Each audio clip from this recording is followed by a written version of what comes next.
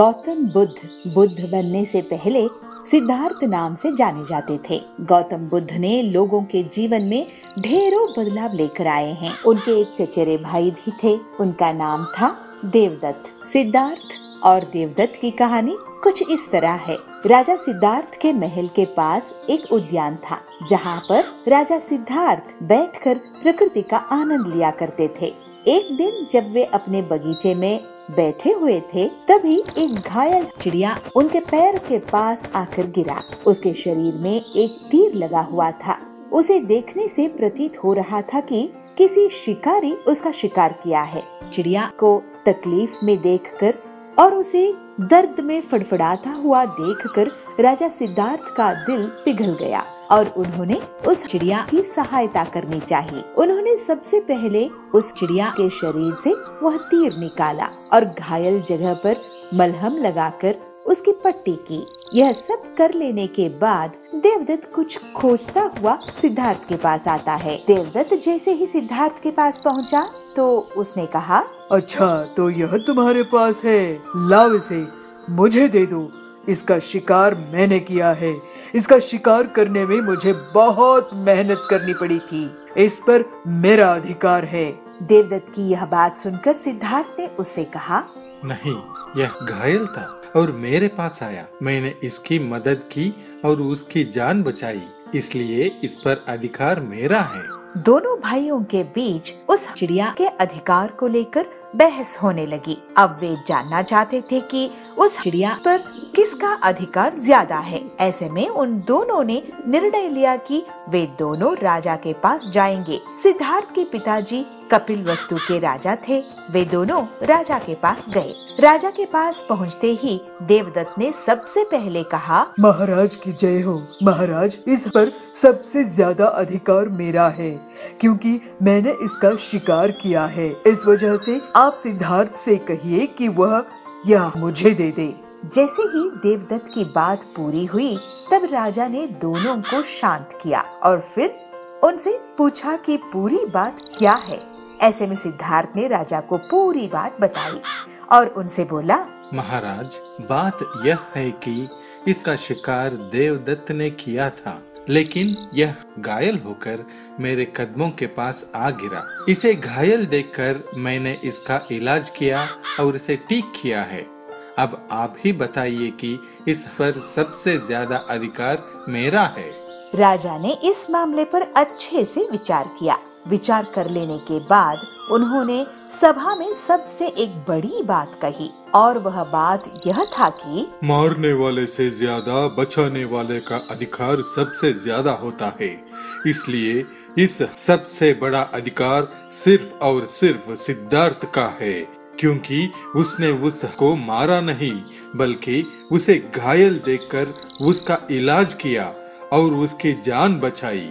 राजा ऐसे कहने के बाद देवदत्त को बात अच्छे से समझ में आ गई। वह भी जान चुका था कि मारने वाले से ज्यादा बचाने वाले का अधिकार सबसे ज्यादा होता है। मारने वाले से ज्यादा बचाने वाले का बड़ा हाथ होता है और उसका अधिकार भी मारने वाले से ज्यादा होता है। इसलिए हमें भी दूसरों की मदद करनी चाहिए और परेशान लोगों की सहायता करनी चाहिए। ऐसा करने से हम अपने आसपास के समाज को अच्छा और बेहतर बना सकते हैं। एक अच्छा समाज ही एक अच्छे देश की पहचान होती है। इसलिए चिड़िया एक दूसरे की मदद करेंगे और अच्छे समाज के निर्माण में हाथ बटाएंगे। बंटी एक बहुत ही होशियार मिस्त्री था। इंजीनियर्स भी उससे घर बनाने के पहले सलाह मशवरा करते थे। बंटी बहुत मेहनती था और लोगों की मदद के लिए पैसे भी उधार दे देता था। एक उसकी पत्नी पीलू उससे कहती है, अजी सुनते हो, आप पूरे गांव के लिए घर बनाते हो, लेकिन हमारा खुद का कोई घर नहीं है। बारिश का मौसम आने वाला है, छत की मरम्मत करवानी है। हमारा अपना घर कब होगा? कभी सोचे हो? वो टिल्लू कितनी जल्दी से अपना घर बना लिया जबकि उसको आपके जितना भी काम नहीं आता है। अरे पीलू, क्यों दूसरों की तरक्की देखकर जल रही हो? बारिश के मौसम के लिए मैं तैयारी कर लूँगा और एक दिन हमारा भी अपना घर होगा। तुम इतना मत सोचो। फिर बंटी अपने दोस्त हरिया को, जो कि ईंट सप्लायर था, उसको सारी बात बताता है। हरिया भाई, तुम मुझे मेरे घर की मरम्मत के लिए ईंट कितने में दोगे? अरे क्या बंटी भाई, तुम्हारी मदद से तो आज मेरा इतना बड़ा कारोबार है। तुम बस बताओ कितनी ईंट चाहिए, तुम्हें ईंट मिल जाएंगी। फिर हरिया बंटी के घर के बाहर एक ट्रॉली ईंट डलवा देता है। उस रात जब बंटी और पीलू सो रहे थे, तभी बंटी को कुछ आवाज आती है, लेकिन जब वो बाहर आता है तो उसे कोई नहीं दिखता। सुबह उठने पर वो ईंटों को गिनता है तो पता है कि कुछ ईंटें कम हो गई थी। अरे लगता है कोई ईंटों को चुरा ले गया है। कौन हो सकता है जी? ऐसे ही अगले सुबह ईंट कम मिलती है तो बंटी परेशान हो जाता है। ये रोज रोज कौन हमारी ईंटों को चुरा रहा है? आज रात मैं पहरेदारी करूँगा। फिर उस रात बंटी जागकर ईंटों की रखवाली करता है। वो एक कोने में छुपकर नजर बना रखता है और थोड़ी ही देर में देखता है कि कुछ बहुत ही छोटी छोटी चिड़िया अपनी अपनी ट्रैक्टर में ईंटों को चुरा कर ले जा रही है। पीलू और बंटी दोनों उनका पीछा करने लगते हैं। फिर जंगल से होते हुए वो छोटी छोटी चिड़िया एक गुफा के अंदर चले गए। दोनों पति पत्नी भी उनके पीछे गए और दूसरी तरफ निकले। अरे यहाँ तो इन छोटी छोटी चिड़ियों का पूरा घर संसार है। हाँ, छोटे छोटे घर और गाड़ियाँ हैं। अरे छोटी छोटी चिड़िया, तुम लोग मेरे घर से ईंट चुरा कर भागी हो। तभी वहाँ छोटी चिड़िया की रानी बबली बोलती है, नहीं, आप हमें गलत मत समझिए बंटी जी। हमें एक नया महल तैयार करना है और मार्केट प्लेस भी बनानी है और ये काम आपसे बेहतर कोई और नहीं कर सकता। इसलिए हमें आपके घर में चोरी करनी पड़ी और आप हमारे पीछे यहाँ तक आए। ओह, तो ये बात है। मुझे आपके काम आने की खुशी होगी। हाँ हाँ, हमें आप छोटी चिड़ियों की तकलीफ पता है। ये आपके लिए बहुत अच्छा काम करके देंगे रानी जी। फिर बंटी बहुत खूबसूरती से रानी का महल और मार्केट की जगह तैयार कर देता है। छोटी छोटी बिल्डिंग्स होती है और मिनी पेट्रोल पंप होते हैं, मिनी ट्रैक्टर्स। इसी बीच पीलू और रानी की अच्छी दोस्ती हो जाती है। बंटी जी, आप कमाल के कलाकार हो और आपकी सहायता से पूरा राज्य बहुत सुंदर दिख रहा है। ये लीजिए आपकी मेहनत का इनाम। रानी बंटी को सोने से भरी एक बोरी देती है। ये देखकर पीलू और बबलू की आंखें चमक उठती है। फिर जल्दी ही बबलू अपना एक सुंदर सा बंगलो बनाता है। बबलू अब एक कंस्ट्रक्शन कंपनी शुरू कर देता है और बहुत पैसे कमाता है। फिर पीलू और वो खुशी खुशी रहने लगते हैं।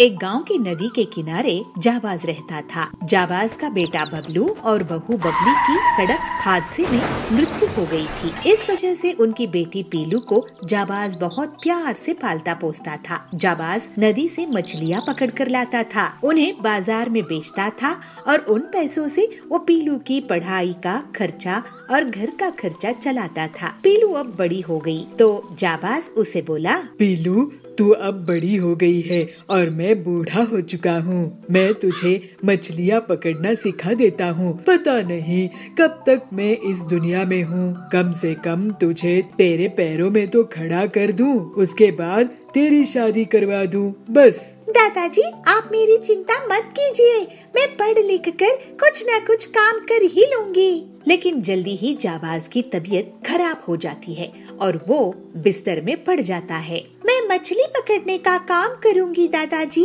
बेटी, मछली पकड़ना इतना आसान नहीं है। लेकिन पीलू फिर भी मछली पकड़ने के लिए नदी में जाती है, मगर उस दिन उसे मछली नहीं मिलती है। पीलू इसके बाद मजदूरी का काम करने का कोशिश करती है, लेकिन वो भी नहीं कर पाती है। किसी दुकान में सेल्स गर्ल का काम करने के लिए ज्वाइन करती है, लेकिन वहाँ से भी उसे निकाल दिया जाता है। क्या हुआ बेटी, तू इतनी उदास क्यों है? दादाजी, मैं कोई भी काम नहीं कर पा रही हूँ। आप मुझे मछली पकड़ना सिखा दीजिए ना, लगता है वही मेरे लिए ठीक रहेगा। ठीक है। फिर जाबाज पीलू को नदी के किनारे लेकर जाता है। देखो पीलू, मैं तुम्हें एक राज की बात बताने जा रहा हूँ।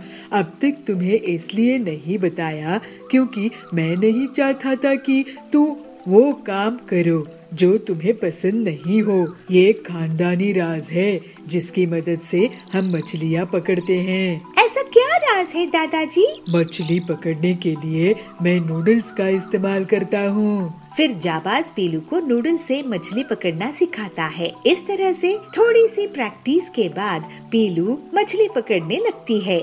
इसके बाद पीलू खुद से मछली पकड़ने आ जाया करती थी। दादाजी देखिए, मैं ये पैसे कमा के लाई हूँ आज की मछली पकड़ने से। वाह बेटी, ये तो बहुत बढ़िया बात है। फिर पीलू की शादी जाबाज अपने दोस्त के पोते से करवा देता है और पीलू और उसका पति मछलियों का बड़ा सा कारोबार शुरू कर देते हैं। अब पीलू अपने परिवार में हंसी खुशी रहने लगती है।